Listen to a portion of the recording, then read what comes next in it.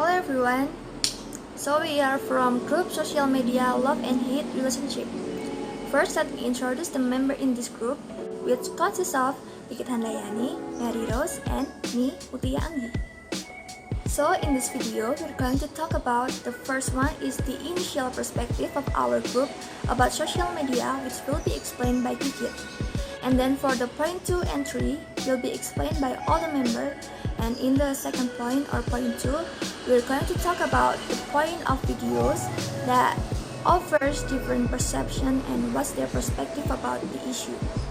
Well, for the point 3, it's about whether those arguments logic and trustworthy or not, and how the way the speaker delivered their opinion and fact.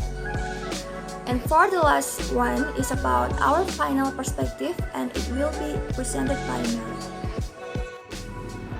Social media has transformed the way we communicate in our daily life. While there are many upsides to social media, there are also lots of negative consequences behind it. People at my age spend a large portion of our life with social media and the stressor that comes with it. We have spent years worrying about how many likes that we get, or why someone unfollowed us on social media, or why someone is having more fun than us. Social media is ingrained in my generation, and it can be very difficult to take a break from it. Features in social media like stories that expires in 24 hours keep us going back to our phone frequently and every single day, so we're not going to miss a thing from it. From the stress and addiction that social media has, and we've experienced from it, it gives us a negative initial perspective on it. We believe that social media is bad for our life, and there is scarcely any good about it, even though we're not really against social media.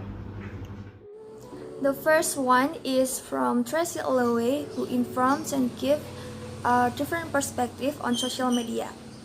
Tracy explains how we can use social media to our advantage through building empathetic connection. We can embrace social media as a positive part on our life. According to the speaker, social media may encourage empathy and improve our face-to-face interaction. We can also obtain the other cognitive benefits of social networking once that foundation is set. Social media is linked with better memory because we practice how to filter and process incoming information. And for the last impact is attention. She said that we have a flood-like brain, which means that we can process multiple pieces of information simultaneously. I believe this video is trustworthy since the speaker, Dr. Tracy Alloway, is already experienced in many subjects such as in communication, psychology, and etc., and has contributed to scientific understanding of working memory, and specifically in relation to education and learning needs. I believe in this video, the speaker puts valid and strong arguments in her talk by conducting an experiment for 400 people to test the hypothesis on social media encourage empathy well, and also 300 young adults about the link between flood-like brain in social media, and she also have tested over 100 high schoolers to examine their working memory on social media. In addition, from the source itself is from TED Talks, which is known as an informative and credible YouTube channel. So I think this video is very trustworthy and so useful. Okay, now let's move to the next video from Kikit, who says that he doesn't agree that social media corrupts human interaction.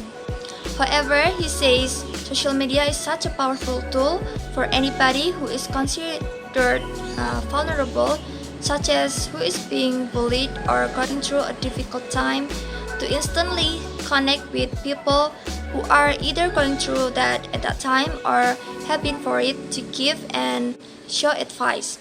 And it is so powerful. Social media enables us to construct new friendship.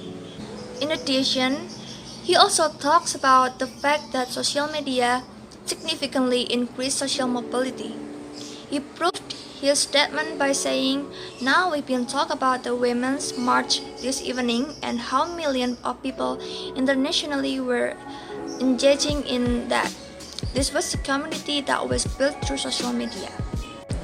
I think this video is trustworthy because from the source itself, Oxford Union is known as a trustworthy YouTube channel for the world's most prestigious debating society with an unparalleled reputation for bringing international guests and speakers to Oxford.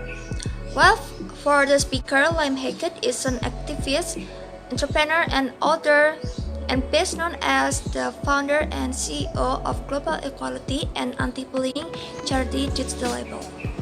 So, to my mind, according to the speaker's experience in this field, his arguments that he presents in this video are quite trustworthy, even though those arguments doesn't encourage with data or research, but I still believe this video is credible and so useful and informative. I've watched video from Lalitya Fatlamani. I'm sorry if I pronounce it wrong. Its title is "Social Media Does Not Corrupt Human Interaction." She said in her video that rather than corruption, social media, if anything, a counterweight to the ongoing devaluation of human life. Rather than being separated virtually and real world, the fact that online and offline spheres are tightly integrated is exactly why people can attempt break away from the constraints in their offline life by hacking their connectivity through their online interaction. She speaks based on her data, and the data prove that social media does not corrupt human interaction by reducing face-to-face interaction and disturbing social networks. It allowed translation of interaction and social networks through a more effective form. Why I believe this video is trustworthy because Oxford Union has more than 1 million subscribers in its channel. Its content have the reputation to share debate and the discussion of controversial issues. And this forum was founded in 1823. That's why I believe that this video is trustworthy. The next video I've watched is from Harry Tyre. I'm sorry if I pronounce it wrong again, but its title is "Incorporating and Accounting for Social Media in Education."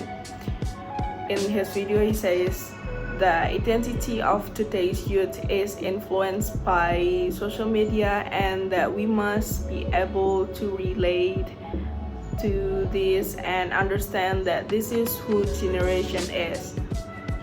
He presents some interesting insight when he talks about people view the world as two different entities, the online ideals and offline ideals. He stressed that these entities must work together and not be separated by people, especially teachers.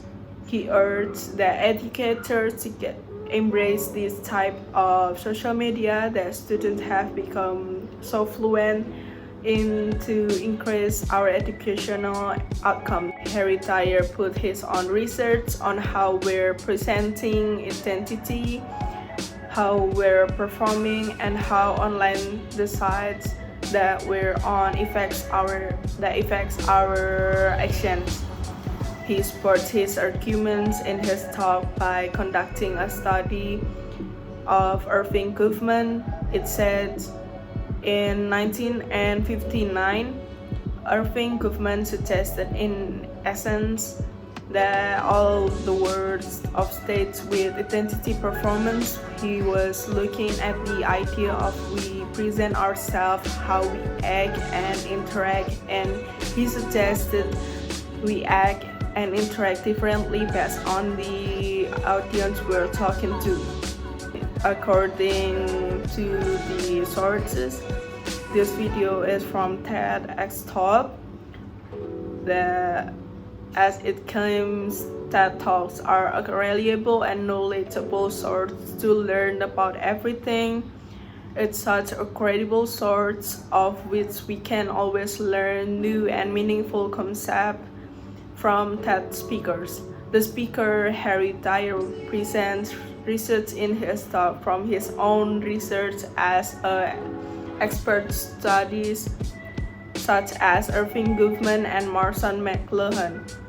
In addition, the speaker is a digital sociologist at the University of East Anglia, whom his research focused upon identity formation and performance in online social networking sites. So I believe that the speaker is an expert in this field, and this video is trustworthy enough to be a source.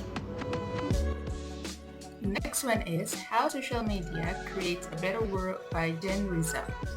I think this video is trustworthy as this video came from TED, which is sound to be trusted, and also the speaker itself has been around in tech and data company industry for 7 years. So I think he is eligible to talk about this social media issue. Jen agreed on the impact of social media that gives to resolve business and social matter. For example, he stated that now the White House puts up a petition online where everybody that gets over 100 votes can come in and get a response. This showed how individuals hold a big power online. The speaker also said, back in 2005, we know about citizen journalism, people taking pictures, reporting crime, and reporting it to the media. The citizen journalism is social media today, which I couldn't agree more. Even news on social media spread faster than news showed on TV. So the impact that social media hold to resolve or source social problems online is getting bigger nowadays.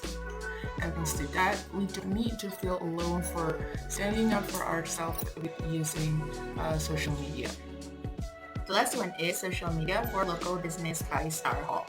This video is again brought by TED Talk, and the speaker, Star Hall, is a social media strategist that have worked for Samsung and Sprite. So I consider her talk is trustworthy. The speaker put a positive attitude towards social media in business-wise. She gave an illustration of someone called Larry who's going to 3 different places at one day and sharing his experience on each places. The illustration finally revealed that one place that gave a positive feedback or service to Larry gave a positive feedback online too, as Larry always updated his experience there. The speaker pointed a survey result to say that 40% of the customers use social media as a place to demand service. 1 in 3 of them will post about their experience online, and the impact for local businesses is that when you're not listening to your customer are going to go away. As I'm currently building my brand online, I'd like to admit that this one is true. A shop with a greater service will definitely has a greater audience and customer too. So after having 4 weeks of doing critical listening activity investigating the experts' opinion about social media, it apparently impacts a bit of our views towards social media itself.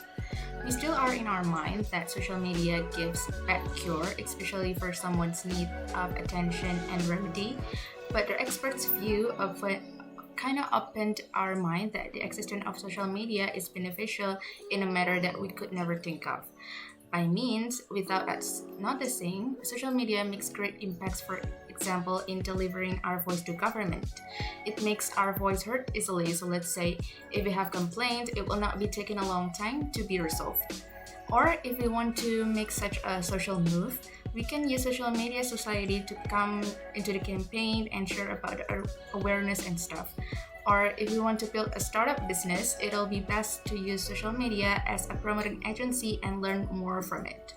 After all, the love and hate in social media is real. We realize that the love and hate is resulting on how people make use of social media itself. Even though our group position is now in the middle, between love and hate, but the important thing is to spread the awareness of the hate side or the bad side of social media.